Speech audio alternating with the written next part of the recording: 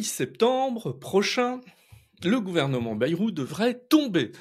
Où il est tombé déjà si vous écoutez cet épisode après le 8 septembre.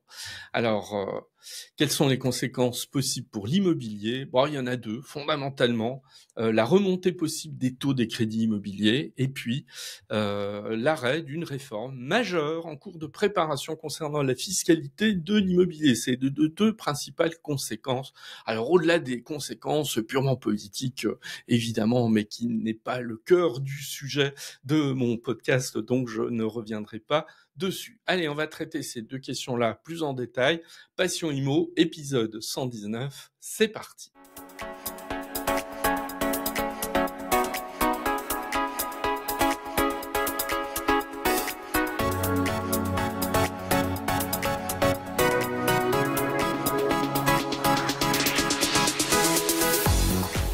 Alors, déjà, avant d'aller dans le cœur de ces deux scénarios concernant la remontée possible des taux et l'arrêt, voire le report d'une réforme importante en matière immobilière, qu'est-ce qui va se passer le 8 septembre? Bon, très rapidement, on en parle abondamment depuis déjà quelques jours. Lundi dernier, François Bayrou a fait une conférence de presse dans laquelle il a déclaré que il allait poser une question de confiance au Parlement, à l'Assemblée nationale. En tout cas, très vite, on a senti que l'affaire a été très mal engagée, puisqu'il y a une grande partie des groupes parlementaires qui ont dit qu'ils ne voteraient pas cette confiance. Donc, quel est le scénario le plus probable? Le 8 septembre, François Bayrou fait sa déclaration de politique générale, il y a un vote derrière, il n'obtient pas la confiance et son gouvernement tombe, il présente sa démission. Et lui, d'ailleurs, a annoncé il y a quelques heures qu'il pensait avoir 5% de chance que cela passe. Ça fait pas grand-chose, donc bon, c'est un petit peu le scénario qui devrait se passer. Alors après, il y a plusieurs possibilités. Puisque à partir du moment où le gouvernement Bayrou tombe, le président de la République, c'est lui qui prend la main. Alors, première possibilité, il renomme Bayrou à son poste et le gouvernement continue, voire en étant un petit peu remanié. Est-ce que c'est une possibilité? Tout à fait. Est-ce qu'elle est probable? Sans doute pas. Mais c'est une possibilité. Scénario, le président de la République cherche une nouvelle personnalité, mais qui appartient à sa majorité pour continuer de gouverner avec le groupe central.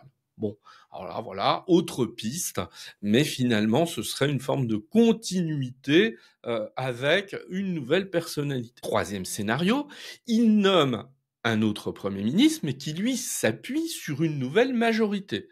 Majorité plus à droite, majorité plus à gauche. Bon, alors là, on repartirait dans un lot de discussions, de négociations pour nommer un nouveau Premier ministre et pour former un tout nouveau gouvernement avec, sans aucun doute, là, dans ce cas, une toute nouvelle politique. Quatrième scénario, aucune des solutions, des trois premières solutions sont envisageables ou crédibles, ou échouent. Bon, ben, il dissout l'Assemblée nationale. Il dissout l'Assemblée nationale et nouvelle élection, mais, et je tiens à le rappeler parce que c'est important dans la suite, si on raisonne tout simplement en termes d'instabilité politique, ce n'est pas parce que nous aurions une dissolution que pour autant cela renverrait une majorité claire à l'Assemblée nationale. Et d'ailleurs, quand on regarde les sondages, on voit que s'il y avait une élection, a priori, à peu de choses près, on se retrouverait de nouveau avec trois grands blocs et donc pas de majorité. Ce qui fait que ça résoudrait pas fondamentalement le problème. Donc, je m'arrête là, vous voyez, je ne mets même pas dans l'analyse politique, c'est pas le sujet, enfin en tout cas c'est pas le sujet de ce podcast. Il y a une chose en revanche qu'on sait avec certitude, c'est qu'on va connaître plusieurs semaines, voire plusieurs mois d'instabilité politique, à partir du moment où le gouvernement Bayrou tombe. Alors compte tenu de ce qu'on a déjà vécu au moment de la dissolution et au moment de la chute du gouvernement Barnier qui a abouti à la nomination du gouvernement Bayrou, c'est pas très réjouissant. Donc, si on raisonne sur ce scénario très probable d'instabilité politique, quelles sont les conséquences? Alors les conséquences, on peut les voir à 2 niveaux. Une remontée possible des taux des crédits immobiliers et l'arrêt ou le report d'une importante réforme, la réforme sur le statut du bailleur privé. Alors, je vais prendre successivement ces 2 dossiers et puis on va regarder qu'est-ce qui pourrait se passer. Premier dossier, la possible remontée des taux des crédits immobiliers. Alors, je dis possible, hein, je dis pas certaine. Ceux qui ont l'habitude de m'écouter, de me voir, savent que je suis toujours extrêmement prudent. J'aime bien manier l'observation avec le plus de recul possible. Voilà, je ne lis pas dans une boule de cristal et contrairement à certains, je suis pas en train d'annoncer ce qui va se passer à coup sûr parce que la plupart du temps, on n'en sait rien et les choses sont plus complexes que des situations noires ou blanches, oui ou non, que certains parfois veulent bien le dire. Alors, si on regarde sur cette possible remontée des taux, je reviens déjà savoir où nous en sommes, d'où on vient depuis 2023. Décembre 2023, on était sur une tendance environ des taux des crédits immobiliers à 4,5%. Ce qui fait qu'on avait connu une forte période de hausse. Après, le plancher à 1%, à peu près 1%, 1,5%, auquel on a pu souscrire des crédits immobiliers pendant quand même quelques années. Donc on a eu cette remontée. Début d'année 2024, on a eu une tendance qui a commencé à s'inverser, mais à s'inverser lentement, c'était la principale caractéristique. Au cours de l'été 2024, on s'est retrouvé à 3,5%. Et aujourd'hui, si on regarde la situation en août 2025, on est entre 3 et 3,5%. Alors, attention, c'est une moyenne. Certains peuvent se voir proposer des taux plus élevés. Certains, sur de bons dossiers, peuvent se voir proposer des taux à moins de 3%, hein, alors même si on n'est plus évidemment sur des taux à 1 ou 1,5% tels qu'on les a connus et qui risquent pas de revenir avant très longtemps. Bon, ça c'est la situation. Maintenant, je reviens sur un élément parce qu'il va avoir toute son importance pour la suite de ma démonstration, c'est comment les banques fixent leurs taux. Alors, il y a beaucoup de facteurs, je ne vais pas les détailler hein, de manière approfondie. Il y a des facteurs qui sont liés au profil du client. Selon, en gros, que vous êtes un bon ou un client moyen, la banque va faire un effort pour vous financer. Et puis, une banque, c'est une structure qui prend des risques et qui va reporter finalement ce risque qu'elle apprécie sur le taux qu'elle va vous accorder. Donc, il est très clair que si vous êtes un client avec 500 000 euros d'épargne en banque, la banque va quand même assez aisément vous accorder un bon taux, puisque si vous n'avez pas beaucoup d'épargne, voire pas d'épargne, elle va vous accorder un taux beaucoup moins intéressant. Il y a des critères qui sont liés à la banque elle-même. Ça marche parce que une banque, elle propose des crédits immobiliers, mais le but c'est quand même qu'elle gagne un peu d'argent, même si elle gagne beaucoup moins d'argent que parfois on l'imagine. Puis aussi les efforts qu'elle veut faire sur un crédit immobilier qui reste très souvent un produit d'appel parce que la banque sait très bien que en captant un client sur un crédit immobilier, derrière, pendant 10 ans, 15 ans, 20 ans, elle va pouvoir lui proposer d'autres services pour lesquels il y a une marge plus importante qui est possible. Bon. Et puis, il y a des éléments extérieurs. Alors, ces éléments extérieurs, ils sont extrêmement importants, mais pas toujours faciles à appréhender. Je vais en citer que 2. La politique de la Banque centrale européenne, c'est un des éléments d'appréciation pour que les banques fixent leur taux de crédit. Et il y en a un autre, les taux des emprunts d'État à 10 ans. Qu'est-ce que c'est le taux des emprunts d'État à 10 ans? Les emprunts d'État à 10 ans, c'est un outil utilisé par les États, donc dans la France en particulier, pour se financer, et notamment pour financer ces déficits budgétaires qu'elle rencontre depuis 1974, puisque je le rappelle, depuis 1974, la France n'a jamais connu de situation budgétaire excédentaire. Alors, pourquoi je parle de ça? Parce qu'on va voir que cette histoire de taux des emprunts d'État à 10 ans va avoir une importance considérable. Alors maintenant, revenons sur la situation de la dette de la France, parce que la situation du gouvernement Bayrou, elle tient à ça quand même, très largement. Et puis, cette histoire des taux d'emprunt à 10 ans, on va les replacer dans le contexte de la situation de la dette de la France. Alors, si vous voulez une description beaucoup plus détaillée que celle que je vais faire là, je vous invite à aller vous revoir le live du jeudi 28 août, puisque j'ai très largement développé cette question. Il est disponible sur YouTube en accès direct. Je l'ai laissé, voilà. Alors là, vous pouvez aller picorer des informations plus détaillées si vous le voulez. Bon, là, je vais me contenter simplement de quelques informations, mais pour bien comprendre ce qui risque de se passer à partir du 10 septembre si on se retrouve dans une situation politique instable. Alors aujourd'hui, la dette de la France, elle est d'environ 3 350 milliards d'euros. Bon, voilà, pareil, je détaille pas comment l'augmentation ces dernières années, etc. J'en parle avec des graphiques, etc. dans ce fameux live. Le poste de la dette, qui est aussi un autre sujet, il est selon les prévisions de 2026 le deuxième de notre budget de dépenses. Et ça représente 75 milliards d'euros. C'est-à-dire que en 2026, on va consacrer 75 milliards d'euros de remboursement de notre dette. Ça veut dire que là, aujourd'hui, ce poste de la dette dans le budget de l'État, il vient devant d'autres postes comme l'enseignement ou la défense. Et il ne va pas cesser d'augmenter durant les 10 prochaines années. Voilà. Alors, tout le monde est à peu près d'accord sur le fait qu'il y a une dette qui est importante, quoique quand on entend ici ou là les discours politiques, on voit bien que l'approche n'est pas tout à fait la même et qu'il y a des divergences quand même d'appréciation. Mais en revanche, il y a un point sur lequel pas grand monde est d'accord, c'est sur la manière de résoudre la problématique de cette dette. On le voit bien dans les discours politiques des uns et des autres, ce qu'il en est. Alors, je reviens sur cet indicateur des taux des emprunts d'État à 10 ans. Pour faire simple, on va suivre ici un peu la même logique que pour un crédit classique d'une banque à l'égard de son client.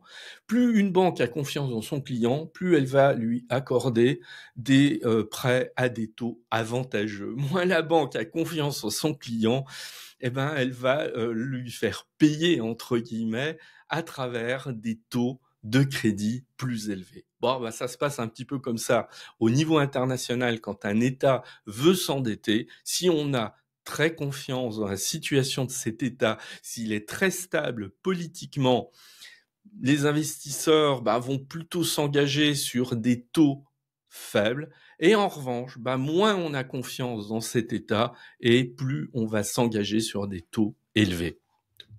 Pour prendre un exemple, la Grèce, à un moment donné, au pire de la crise de la dette, elle empruntait à 30%. Elle empruntait à 30%, ce qui est absolument considérable et qui était évidemment catastrophique.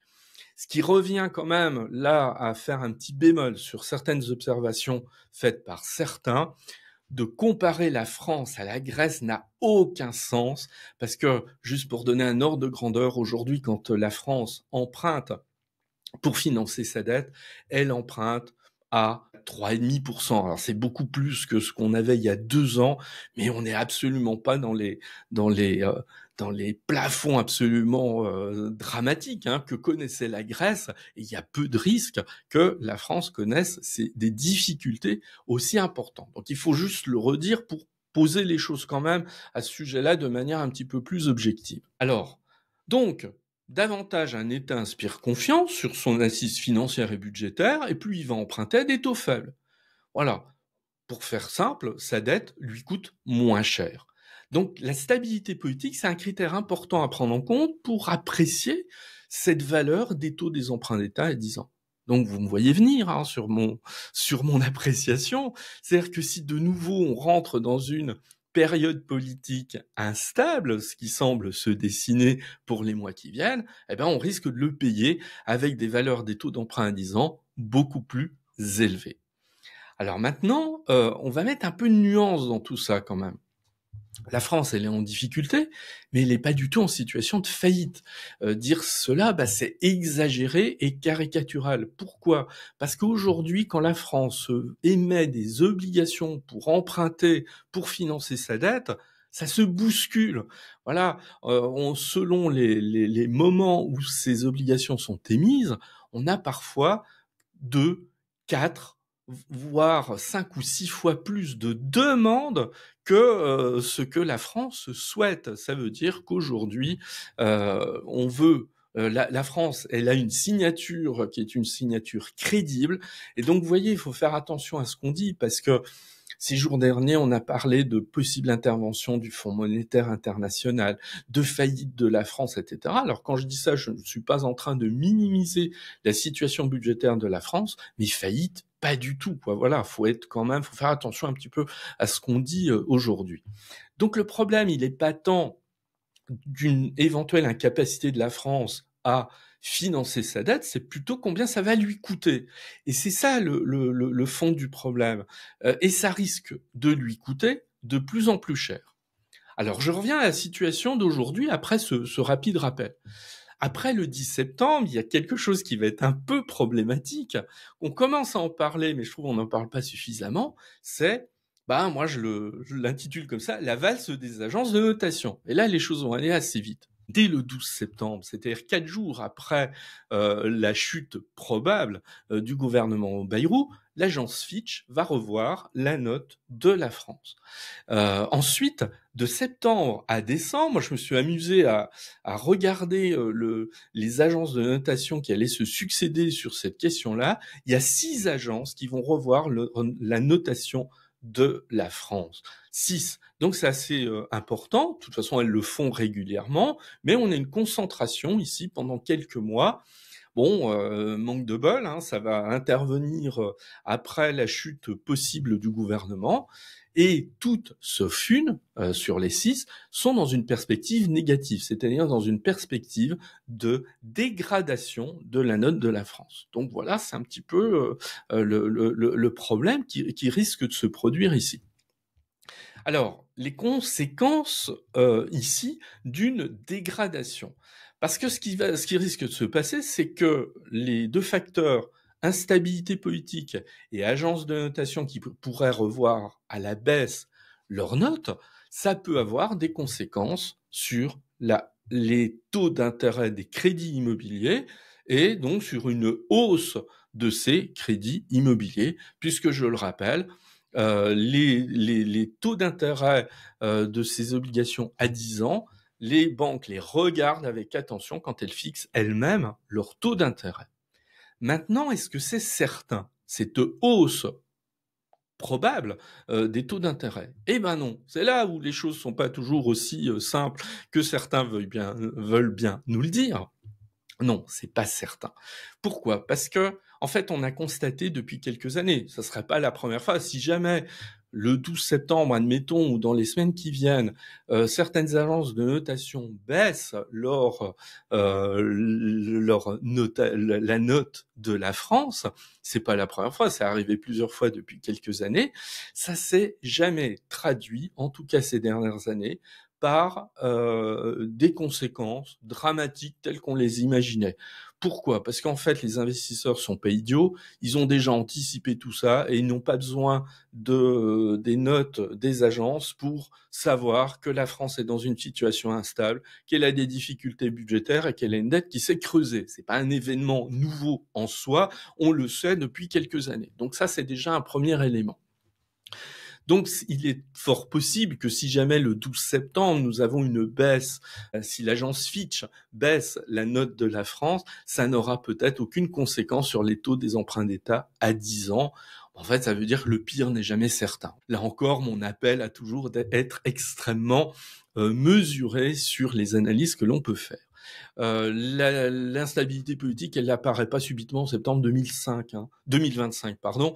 Elle est présente depuis la dissolution de l'Assemblée nationale. Voilà. Donc ça fait 2 ans qu'on est dans une situation, instable, on le sait bien, et donc il n'y a pas de nouveauté particulière à ça. Et les investisseurs, ils connaissent la situation de la France et donc voilà, il y a pas d'élément cataclysmique majeur qui serait produit par la chute du gouvernement Bayrou. Ce serait un événement voilà, supplémentaire dans la suite des événements que l'on vit depuis 2 ans en termes de situation politique.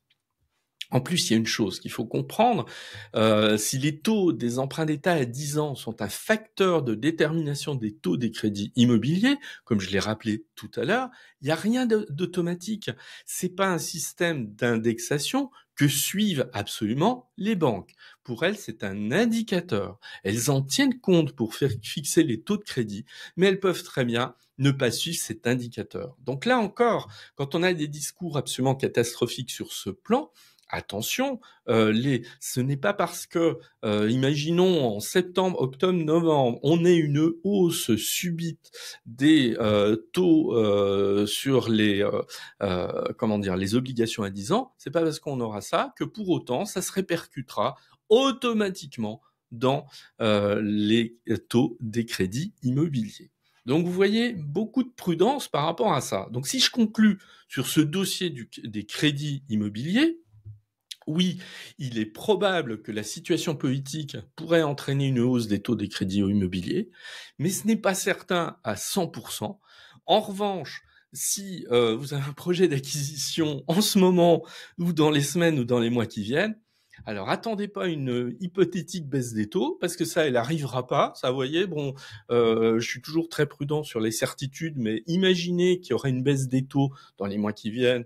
Moi, j'y crois absolument pas. Voilà. Donc la seule chose qui peut se produire, c'est les taux restent à peu près au niveau où ils le sont actuellement, ou alors ils vont augmenter. Donc si vous avez un projet, attendez pas 5 mois pour en vous disant les taux vont peut-être baisser, je pourrais en profiter dans 5 mois. Non, il vaut mieux faire le projet maintenant, tant qu'on a des taux qui restent dans une dimension acceptable. Alors maintenant, le statut du bailleur privé, parce que c'est l'autre gros dossier sur lesquels on pourrait avoir des incidences après la chute du gouvernement Bayrou. Alors je rappelle là encore rapidement ce qu'est ce statut du bailleur privé. En juin, il y a un rapport parlementaire qui a été remis au gouvernement. Ce rapport parlementaire, je vais dire très rapidement les mesures qu'il contient, parce que j'ai déjà consacré un certain nombre d'épisodes sur cette question-là. Vous pouvez vous y reporter si vous voulez savoir un peu plus ce que contient ce statut du bailleur privé.